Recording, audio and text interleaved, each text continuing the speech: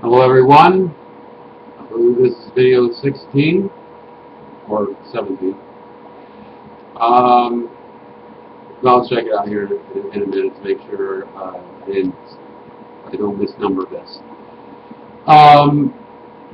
Yeah, this will be video 17. Okay, the next one that I'm asked about is the pentacle.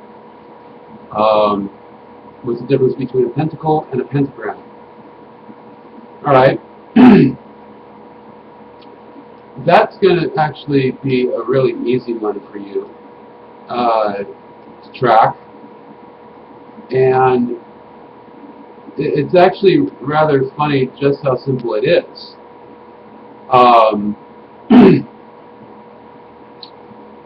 Okay. It's true that it represents the 5 points of the human body, alright? And there's a lot of later embellishments at that. Ignore that because the whole, I'll explain this here, piece by piece.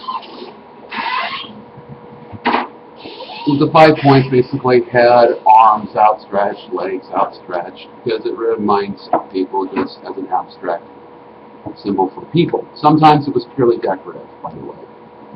You could use the 5-pointed star to represent that weird movement Venus seems to have. The same occurrence happens with the moon with a 95-year cycle as a completion of the age of the moon. It's all about the Earth's wobble that causes that, really, along with the planets and stuff's own natural movement. So it's really not that hard to understand, and there's nothing mystical about it. It's just a natural occurrence. But here's the thing. Understanding that spiritual concepts, again, the upright is actually a symbol that represents death. And the reason is because people in cultures like the Middle East specifically, and Africa, had the notion that the stars represented the ancestors still looking down on people, not just rulers, but all people. And that's the real foundation. So drawing an easy representation of the stars, just, it's not hard, it's easy art. Kids do that all the time, and there's absolutely nothing mystical behind it. Matter of fact, a kid will never have seen a pentagram, and will draw one naturally to represent the star in the sky.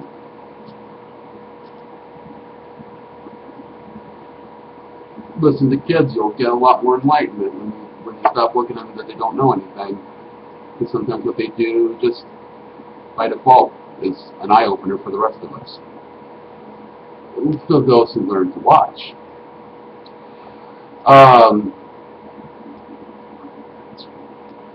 The upright star, like I said, represents death and the ascension of the light of the soul becoming one of the ancestors. Well, then the reverse is true then, because the inverted then represents the incarnation of the soul and taking on the flesh. And that's the real meaning. And that's how they were used among the Egyptians in a lot of their tombs when they show a bunch of stars going up and a bunch of stars pointing down. That's really what it's expressing. And it used to be thought that stars were falling from the sky. It meant there was going to be a lot of new people coming soon, and a lot of ancestors were going to be reborn among the people. And later on it got embellished where people actually thought, it only represented a king coming, or king or queen possibly, being incarnated in this world. So those stargazing priest types used to go out and try to find who was a child born in the same hour and moment that that star went. And if they found one, they anointed him as king, right there. And then they were being raised and prepared for royalty, which tended to get on the nerves of some of those who didn't want some newborn upstart dethroning them. And then you get in all the creepy shit that comes after that. We don't need to focus on that. It's just important to acknowledge. But again, it's only after the 1800s with Gnosticism that it takes on inverted must be bad because the whole material world is bad, and upright must be divine because nothing divine could possibly create this world. And that's, again, a lot of twisted doctrine, essentially, of death and annihilation as a holy liberation, and abandoning all desires of the carnal flesh, which basically means stop living, stop thinking, stop breathing, stop being, and just basically sleep your whole existence away. So you don't do anything bad. That's a horrible philosophy, and very unnatural. So if spirituality is not harmonized with the natural reality, and you pretend it is, then it's not spirituality, it's superstition. And I like to put it another way, is a belief founded on facts and truth, which is impersonal, is what leads to spirituality. The beliefs based on assumption, speculation, and hearsay become superstition very quickly, which then evolves into the occult and mysticism, and others creating hoaxes because they're so desperate to believe in something they have to convince everybody else it's true, so that they themselves will be convinced it's actually true when they know in their heart that they're the ones that made up the hoax in the first place. And the rest are just a bunch of scammers turning the cash out of you. But anyway, it's through the Coptic tradition that used that same symbolism and carried it on into being adopted by things like Catholicism. And that's why a lot of the old churches actually had the inverted star, because they converted it to only be the incarnation of Christ. And so the inverted star wasn't evil, it literally represents the incarnation of the Prince of Lights and the King of Peace being incarnated in the world among man in human flesh. And upright was his ascension. And that's one of the reasons why some old churches, in rare cases, had both the upright and inverted star placed there to try and express the idea of being both human and divine. Because they understood that was the actual symbolism. And there was idiot occultists who didn't actually know what the stuff meant because they lost connections with that and completely missed the fucking point. And that's, again, now that kind of stuff becomes what it is. For the Egyptian thought, the 5 aspects of the soul was your mind, your name, your instinctive desires, your emotions, and, let's see, mind, name, emotions, your will, your free will, your capacity to choose, and your instinctive drives were the 5 main parts of a person's soul, their full being, or life essence. And when you put a circle around it, representing either the spiritual body, or when you inverted it, the physical body with those elements incarnated. And so, thinking that the soul was divided up into these parts, rather than just aspects of the whole thing, they had very elaborate ceremonies to try and ensure all parts of the soul were preserved, and so the person moving to the spirit world would have all their cognitive functions. But yeah, they actually literally believed also in a spirit body that embodied that. Otherwise, they thought that the pieces would float away, and fundamentally, the person would cease to exist as a whole entity, and these different parts would go random. Basically fragmented. So the real and only difference between a pentacle and a pentagram is a pentagram is simply a 5-pointed star without a circle around it. And a pentacle is one with a circle around it. And it doesn't matter if it's upright or inverted. It doesn't mean good and evil. It's not dualism like that at all. And that's Gnosticism 101 nonsense. So anything that smacks of that, throw it out. It's not accurate. Other people used it as a symbol to represent their nation. In fact, I believe it was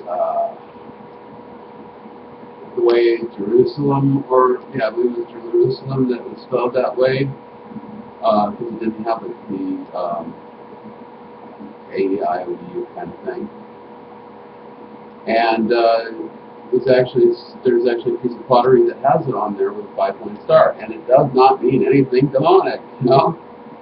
And sometimes it has a symbol of El in it, representing God in their context from the Semitic languages and Aramaic and Arabic, and was actually pronounced ale, like as in the drink ale.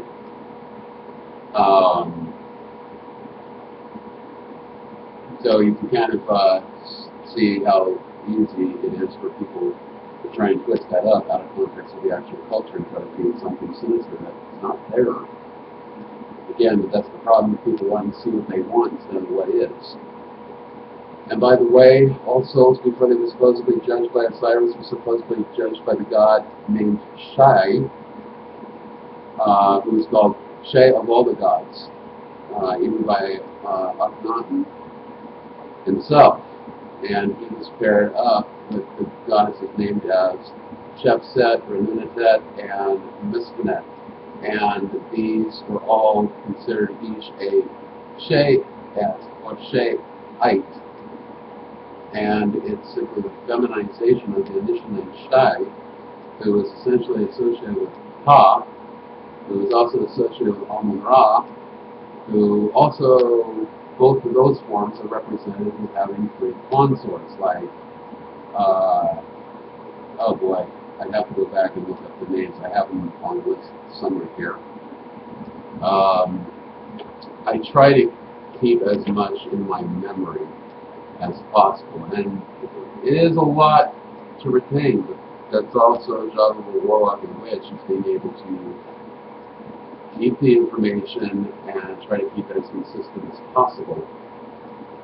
But for God in the form of Ha, the 3 goddesses were Sekhmet, Bastet, and Wadjet, that's right. As Amun-Ra, it was Wasret, Amunenet, and Mut. What was the other one? Oh, I can't even frickin' pronounce the names of the 3 goddesses. I'll try, but there was also the other one that's little spoken of under the name of Montu, the name for God. And 3 goddesses were, I believe it's pronounced Tyanenet and Iunit and Retayu, something like that, Retayui. That's very difficult to even pronounce. Look it up, though. Look it up. There's some people that say, well, what does that have to do with God as El or El? And it's very simple. Go look up Philo-Piplos. While he still tried to frame it into the later Greek concept, this is 2nd century CE, Common Era. And he states point blank, El had 3 wives. Of course, he tried to say they were either his half-sisters or whatever, but that wasn't actually accurate. And then he had him where he was close to the top, but not quite. And then, came up with the concept that, the 3 major sons, one of the 3 goddesses, was Yahweh, spelled W, or Y-A-W-I, Adad, also called Ahad, or Hadad, as another, and the 3rd one was Mot, or Mot. And that basically equates Yahweh of the sea, Adad of the storms, the sky, and Mot, the underworld, which he compared to essentially Poseidon, Zeus, contagious.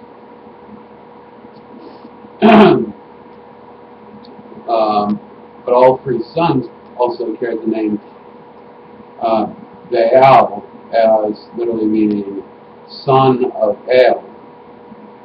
Ben being the source of the later Hebrew Ben, and the plural Bene, meaning son or sons. An example of that is the word the Bene Elohim, which means sons of the gods. It is a plural word, not a singular, and that was actually a title for the rulers, as the sons. So that's no shock there. And in any case, that's examples of another thing that a warlock and a witch does. They look up the basis.